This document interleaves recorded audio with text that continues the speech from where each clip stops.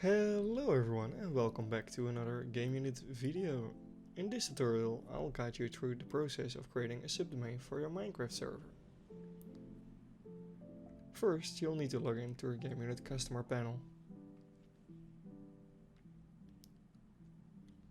Once you're logged in, navigate to the server section and select the server for which you want to create a subdomain. Click on Manage. In the server dashboard, look to the lower left corner and click on Subdomain. In the text field, enter the desired name for your subdomain. Then select the extension .gameunit.pro, .gameunit.eu. Finally, click Create. Now let's join our server with the newly created subdomain. Launch Minecraft and choose Direct Connect option. Enter the subdomain you just created and click Join.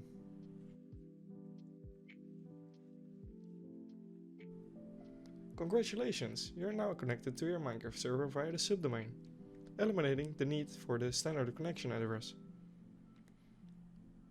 If you encounter any issues during the process, our dedicated support team is always ready to assist you. Reach out to us through the live chat or by creating a support ticket.